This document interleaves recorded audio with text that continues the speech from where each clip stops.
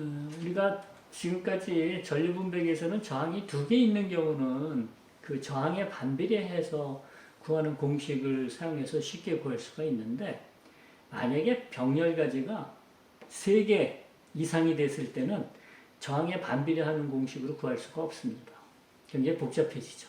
그래서 병렬 가지, 병렬 브랜치가 여러 개일 때, 3개 이상일 때 전체 전류는 그 자체의 컨덕턴스, 그러니까 저항의 역수죠. 컨덕턴스에 비례하는 브랜치 전류로 나눠진다.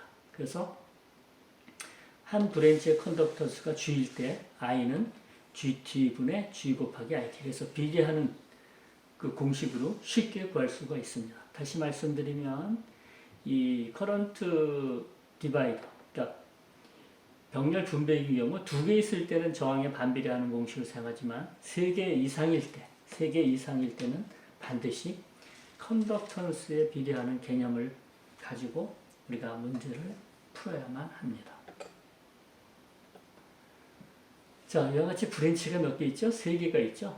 3개가 있을 경우는 R1, R2, R3가 주어졌을 때, 그 다음에 전체 전류가 40mA일 때, 각 브랜치에 흐르는 전류를 구하여라. 이게 문제가 되겠죠. 그래서 이 3개 이상이 3개가 됐을 때는 저항에 반비례하는 공식으로 구하게 되면 굉장히 복잡해지기 때문에 컨덕턴스 개념으로 구합니다. 그래서 G1은 10분의 1이니까 0.1S, G2는 0.5S, G3는 0.2S. 이렇게 컨덕턴스를 구한 다음에 전체 컨덕턴스는 알다시피 G1 플러스 G2 플러스 G3가 되겠죠. 그래서 우리가 이와 같이 병렬, 저항의 병렬인 게 3개 이상일 경우에는 컨덕턴스 개념으로 먼저 이와 같이 G1, G2, G3를 먼저 구해야만 합니다. 앞선 해도 똑같죠. 그래서 G1, G2, G3를 구한 다음에 GT를 구하게 되죠. 그래서 0.1 플러스 0.5 플러스 0.2니까 GT는 0.8S가 되죠. 그래서 이 병렬 브랜치가 3개인 경우 그때 전체 전류를 이렇게 분배하는 그 전류를 구하게 되면 I1은 IT 곱하기 GT분의 G1, I2는 IT 곱하기 GT분의 G2, I3는 IT 곱하기 GT분의 G3. 그래서 각각 5A, 2A, 10mA를 이렇게 쉽게 구할 수 있습니다. 그래서 이 법칙이 이게 맞았는지를 보면 이 노드에 대해서 뭘 적용해요? KCL을 적용하면 되죠. 들어오는 전류는 I1, I2, I3와 같다. 그러니까 5mm, 25mm, 10mA는 40mA가 같다. 그래서 이 지금 계산해서 구한 그 전류값이 틀림이 없음을 우리가 알 수가 있죠. 다시 한번 말씀드리면 이 병렬 그 회로에서 저항이 3개 이상인 그 병렬 회로인 경우는 저항의 개념으로 문제를 풀 수가 없고 컨덕턴스 개념으로 문제를 푼다. 그래서 컨덕턴스를 구한 다음에 컨덕턴스에 비례해서 전류를 나누어 갖게 된다. 이것이 우리가 지금 전류 분배기인데 저항이 몇 개 이상? 3개 이상의 전류 분배기에서는 컨덕턴스의 개념으로 우리가 전류 분배되는 가지에 흐르는 전류를 구할 수가 있습니다. 문제를 한번 풀어보겠습니다. 지금 전체 전류는 40mA고 저항이 R1이 20옴, 60옴, 10옴 이렇게 3개의 병렬 저항으로 연결됐을 때 그때 흐르는 전류 I1, I2, I3를 구하여라. 그럼 우리가 지금 앞서 설명드린 것처럼 공식은 I1은 IT 곱하기 GT분의 G1, I2는 IT 곱하기 GT분의 G2, 그 다음에 I3는 IT 곱하기 GT분의 G3. 이와 같이 간단하게 우리가 공식을 사용해서 얻을 수가 있습니다. 그래서 먼저 G1, G2, G3를 구하겠죠. 그렇죠? 그래서 G1 20분의 1 저항분의 역수니까 이걸 구한 다음에 그 다음에 GT를 구하게 되면 G1 플러스 G2분의 G3. 그래서 우리가 15분의 2 S인 GT 값을 구할 수가 있습니다. 그럼 앞선 공식에 의해서 I1은 전체 전류 IT에다가 GT분의 G1 해가지고 15mA를 구하고요. 그 다음에 I2는 40mA 곱하기 GT분의 G2 해가지고 5mA를 구할 수가 있고요. I3는 40mA 곱하기 GT분의 G3 그래서 우리가 20mA를 구할 수가 있습니다.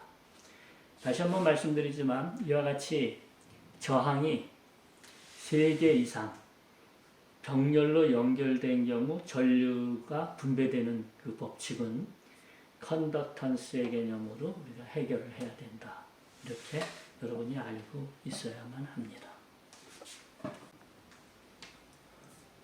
이번에는 전압 분배기에 부하가 이렇게 병렬로 연결된 전압 분배기에 대해서 알아보겠습니다. 전체 전압보다도 작은 전압을 부하에 공급하기 위해 인가 전압의 한 부분에 캡을 내는데 전압 분배기가 사용이 됩니다. 예를 들어서 이런 회로가 있죠. 그러면 전체 전압이 60V예요.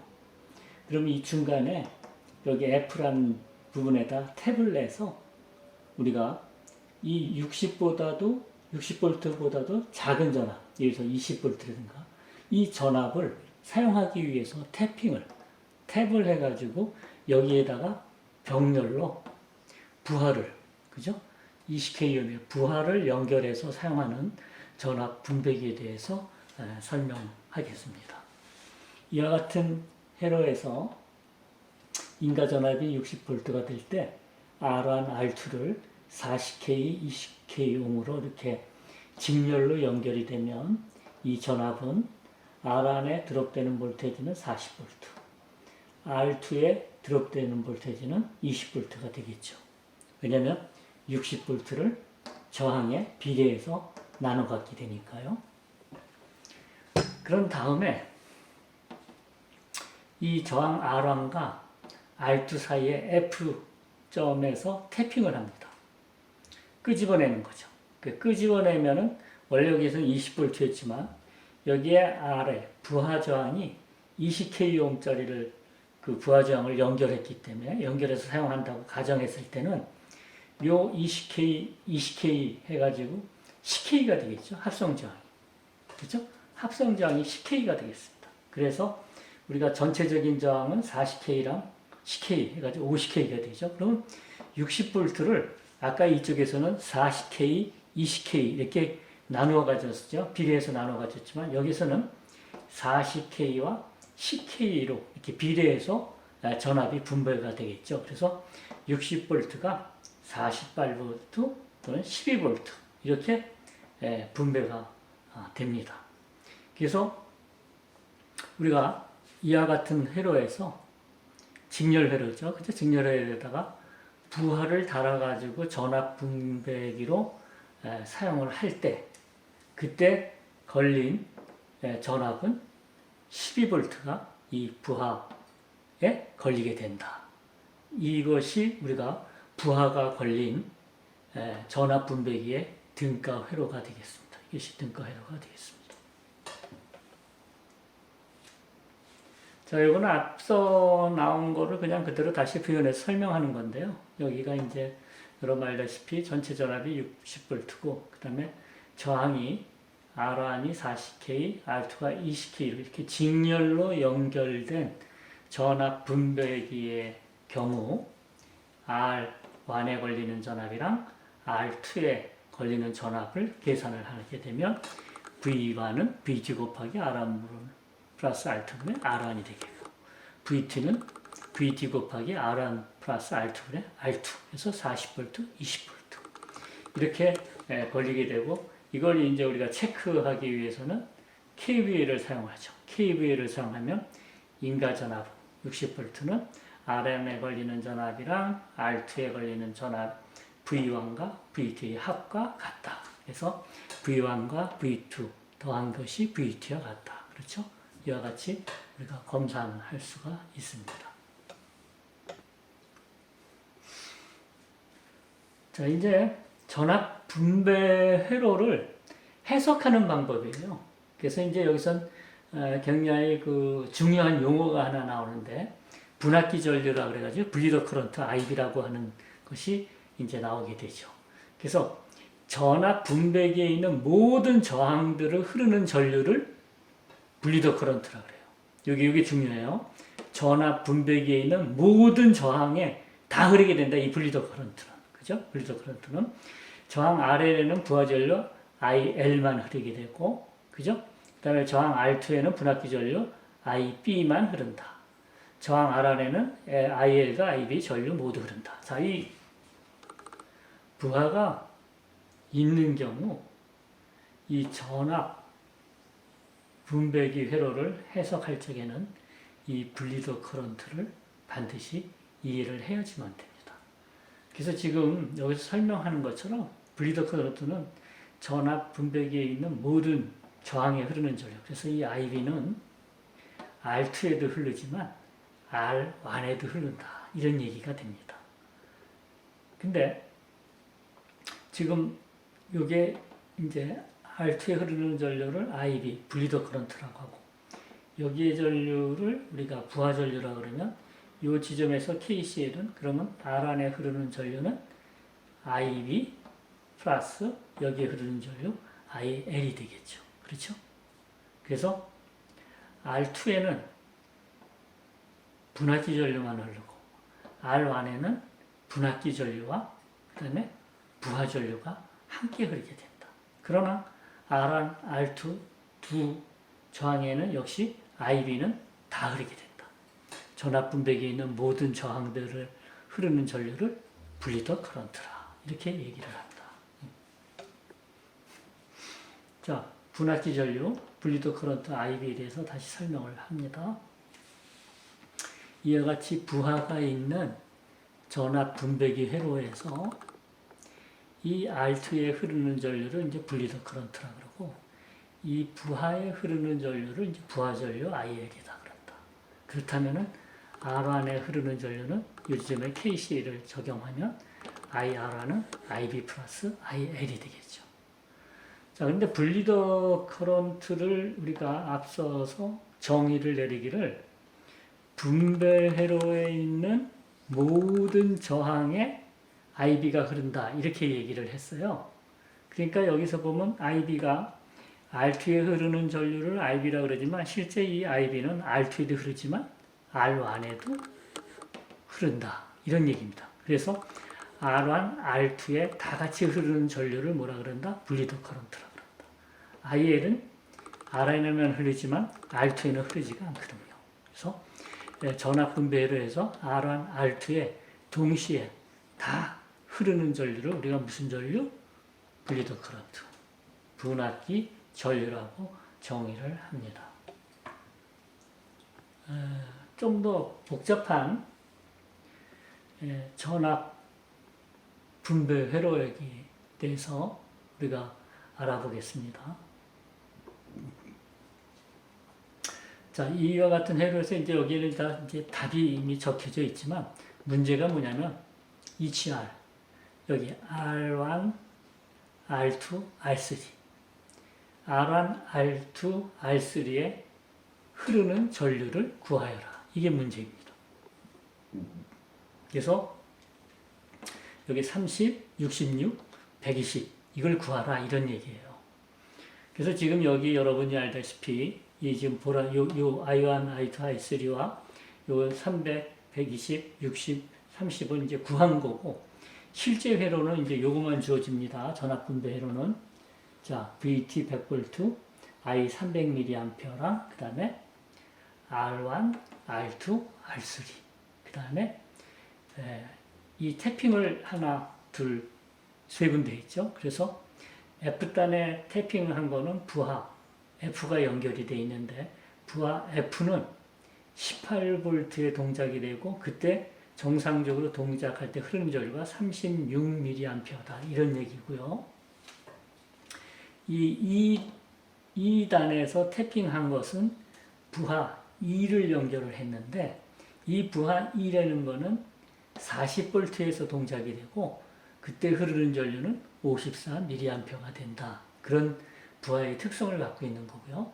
그 다음에 이 D단에서 태핑해서 부하 D에다 연결했는데 부하 D는 100V에서 동작이 되고 그때 흐르는 전류는 180mA가 공급이 되어야지만 이 부하가 적정하게 동작이 된다. 이런 얘기입니다. 이럴 때 R1, R2, R3에 흐르는 전류를 구하여라. 이것이 문제가 되겠습니다.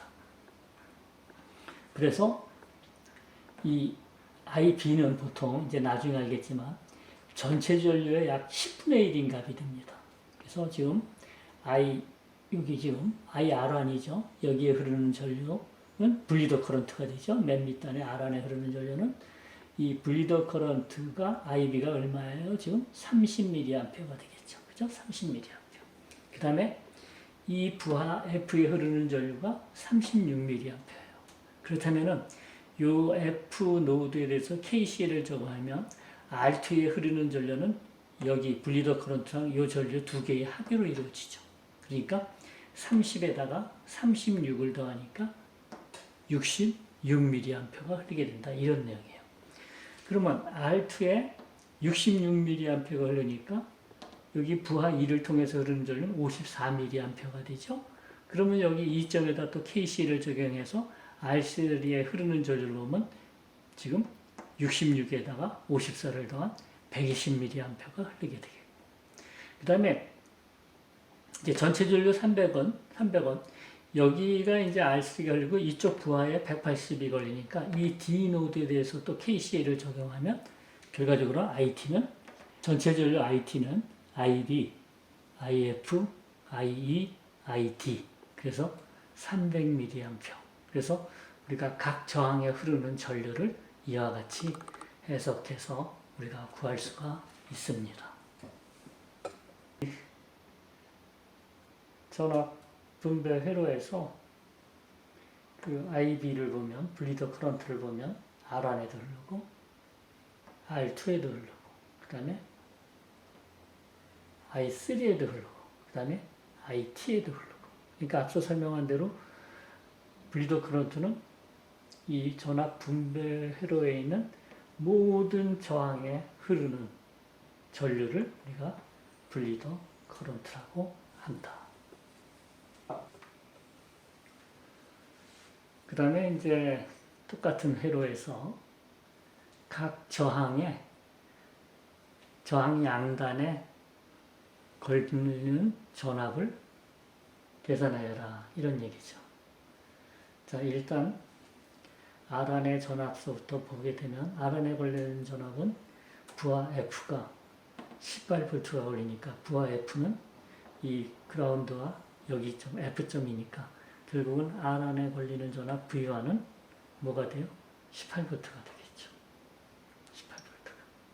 그 다음에 이 R2에 걸리는 전압은 이제 보면은 요 단위, F 단위 이제 18, 전위점, 이 점의 전위가 18V가 되고 부하 2는 이제 이 그라운드서부터 여기까지가 40V고 여기서부터 여기까지가 얼마예요? 18V고. 그러니까 KVL을 사용하면 V2에 걸리는 전압은 V2 전위에서 VF 전위를 빼면 40에서 18을 빼면 22V. 그래서 R2 양단에 걸리는 전압은 뭐가 돼요? 22V가 되겠죠. 자, 이와 같은 방법으로 이 점의 전위가 이제 40V고 이쪽의 전위는 이제 100V가 되겠죠. 그렇죠? 100V가 되겠죠. 그래서 V3는 VD에서 V2를 빼면은 100에서 40V 하면 60V. 이와 같이 R3 양단에 걸리는 전압은 60V. 그 다음에 R2 양단에 걸리는 전압은 22V. 그 다음에 R1 양단에 걸리는 전압은 18V. 이렇게 우리가 볼 수가 있습니다. 자, 다시 설명을 드리면 일단 여기가 100V니까 우리가 전위차가 아니라 이 D점의 전위를 생각하면 VD는 얼마가 돼요? 플러스 100이 되죠. 그 다음에 여기에서 몇 볼트가 60V가 드롭되니까 V2는 플러스 40. 여기에서 또 몇 볼트? 22볼트가 드롭되니까 몇 볼트? VF는 플러스 18볼트. 이렇게 우리가 구할 수가 있는 겁니다. 거꾸로 역으로 따지면 VG는 접지니까 제로. 여기서부터 여기까지가 18볼트니까 VF는 얼마? 플러스 18볼트. 그 다음에 여기 부하 2에 걸린 점이 40볼트니까 VE는 플러스 40. 부하 D에는 100볼트가 걸리니까 D점의 전위는 플러스 100. 그러니까 여기는 지금 R3에 걸리는 건 V3는 전이차니까 100에서 40 빼면 60. 이와 같이 구할 수가 있는 겁니다. 지금까지 설명해 드린 것을 다시 요약하면 부하가 여러 개 연결된 볼테지 디바이더에 설계하는 방법에서 우리가 이제 R 안에 흐르는 전류 I1은 30mA, I2는 36에 30에서 66mA, I3는 54, 36, 30에 120mA 구했죠. 그래서 여기서 보게 되면 요 30mA, 요 30mA, 요 30mA는 다 R1, R2, R3에 공히 흐르는 전류라 무슨 전류? 분리도 커런트다. 이렇게 얘기를 우리가 합니다. 그래서 일단 저항에 걸리는 전류, 저항에 흐르는 전류를 구한 다음에 저항 양단에 걸리는 전압을 구합니다. 그래서 V1은 접지대 18V, V2는 40-18에서 22V, V3는 D점에서 이렇게 60V 이렇게 나오게 되죠. 그래서 부하가 연결된 볼테지 디바이더의 그 설계를 할 적에 저항이 이제 3개가 만약에 사용이 된다. 그죠? 전압 분배로 저항이 3개 사용이 된다 그랬을 때는 부하가 3개가 되겠죠. 그랬을 땐 그 저항에 흐르는 일단 전류를 구하고 그 다음에 두 번째 그 저항 양단에 걸리는 전압을 구하게 되면 오음의 법칙에 의해서 우리가 R1, R2, R3 값을 최종 구해가지고 이 볼테지 디바이더를 설계를 하면 되겠습니다.